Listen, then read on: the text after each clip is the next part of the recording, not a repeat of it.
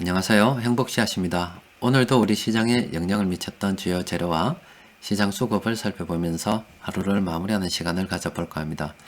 오늘은 국제 유가부터 먼저 살펴봐야 될 것 같습니다. 브렌트유 가격이 20달러 아래쪽으로 하락을 했다고 합니다. 그렇지 않아도 어렵게는 미국의 서부 텍사스유가 마이너스 상태로 마무리가 되었고, 그 다음날 거래에서는 한 10달러 선에서 가격이 정리가 되었거든요. 그런데 이렇게 브렌트유 가격마저 20달러 아래쪽으로 하락을 하다 보니까 오펙을 비롯한 세계 주요 산유국들이 조금 당황하기 시작한 것 같습니다.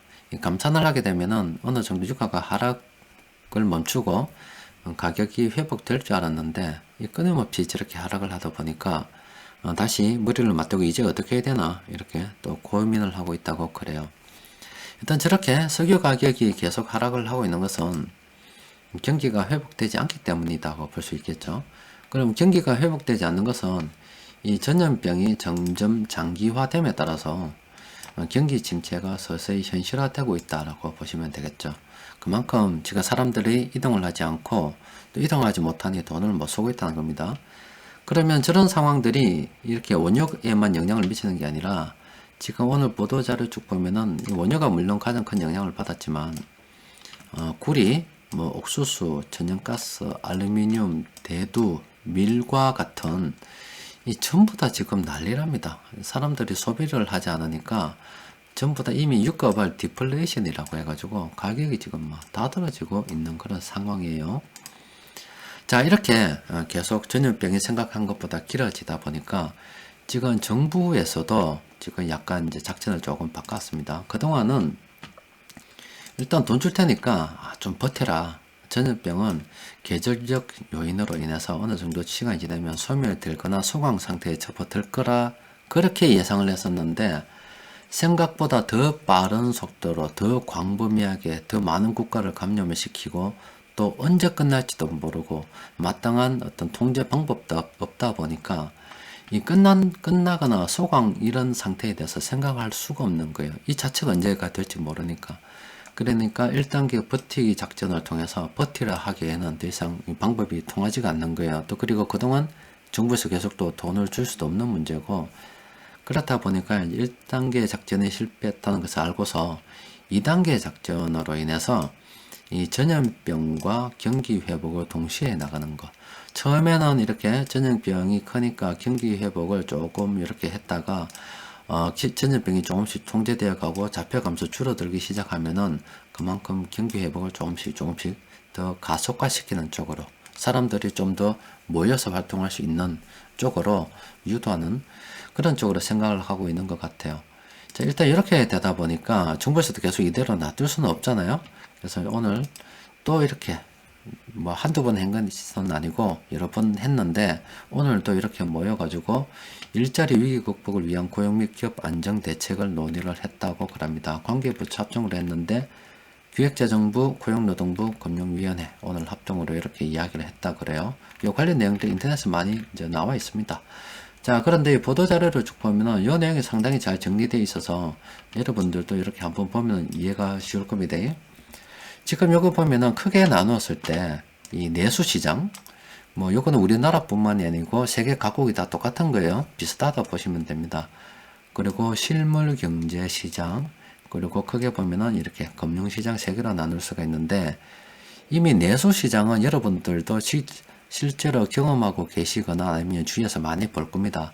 소상공인이나 영세 자영업자분들 이미 지금 파산 상태로 들어가신 분들도 있고 그나마 현금 여유가 있는 분들께서도 조금씩 버티긴 하는데 굉장히 힘들게 지금 버티고 계실 거예요. 물론 그 중에 일부는 좀 상관없이 잘 나가는 분도 계시겠지만 전체적으로 봤을 때는 어려울 수 있다 이 말이죠. 또 그리고 돈이 좀 있다 하더라도 지금 항공업 같은 경우는 거의 파산 상태잖아요. 지금 어제도 노르웨이하고 호주 있는 항공사 파산했다는 소식 보여드렸잖아요. 지금 정부에서 어떤 특별하게 지원해주지 않으면 우리나라뿐만이 아니라 전 세계 항공업계는 아마 지금 파산할 것 같아요. 그만큼 굉장히 위험한 상황이고 또 이렇게 피해 집중 업종에 대해서 이렇게 대개비를 할지라도 직접적으로 피해가 예상되는 업종들은 힘들 수밖에 없고 이쪽으로 어렵다 보면은 당연히 가게에 영향을 미칠 수밖에 없고, 여기서도 종사하시는 분들이 계신데 실직을 하게 되면은 교육시장 쇼크가 올 수밖에 없습니다. 또 그리고 실물경제 쪽으로는 이게 내수인데 이 내수가 위축이 되고 그러면 기업 경기에 영향을 미칠 수밖에 없고, 또 이게 다른 나라에도 이런 내수 상황인데 그러면 수출이 위축될 수밖에 없죠. 그럼 다시 기업에 영향을 미칠 수밖에 없습니다. 그럼 기업이 어렵게 되면은 당연히 매출이 감소하고 유동성이 악화될 수밖에 없고, 그러면 또 직원들도 내보내야 되니까 고용 쇼크가 일어날 수밖에 없고, 또 기업의 실적이 잘 되지 않으니까, 돌아가지 않으니까 당연히 주식 시장에는 영향을 받을 수밖에 없죠. 그런데 이쪽이 내수 쪽으로 영향을 받으니까 펀드 넣어놓은 거 내놔라 뭐 주식 팔아서 줄 수밖에 없고, 또 그리고 다른 나라 금융회사들도 돈 돌려줘야 되기 때문에 우리 한국인은 주식 팔고 나가면 이렇게 돈이 나갈 수밖에 없습니다. 그러니까 주식을 계속 또 팔 수밖에 없습니다. 시장에서 큰 돈 굴리는 세력들은. 그런데 우리는 조금 다행스럽게도 이런 부분은 있죠. 조금 다행스럽게도 때마침 이렇게 개인 투자자들이 돈이 좀 많아가지고 지금 우리는 주식시장으로 돈이 좀 유입되고는 있습니다. 이게 우리는 참 다행스럽다라고 볼 수가 있죠. 여튼 이렇게 어려운 시기에 참 이거는 꿈 같은 이야기입니다만은, 지금 이 사람 어디가 있는지 모르겠지만은 빨리 나와가지고 뭐 나는 살아있다 이런 거 좀 보여주면 좋겠어요. 여튼 지금 우리나라도 그렇지 않아도 이제 국가 간 이동이 어렵다면은 내수를 통해서 뭔가 자꾸 일어나가야 되는데 지금 나라 내수가 작다 아닙니까?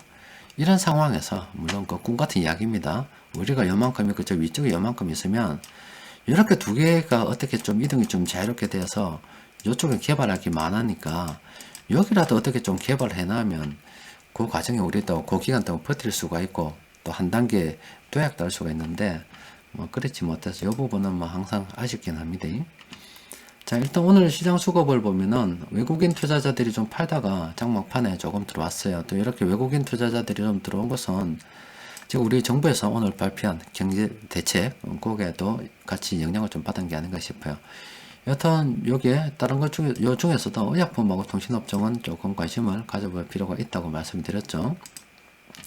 자, 그리고 오늘은 다른 업종들도 좀 보도록 합시다.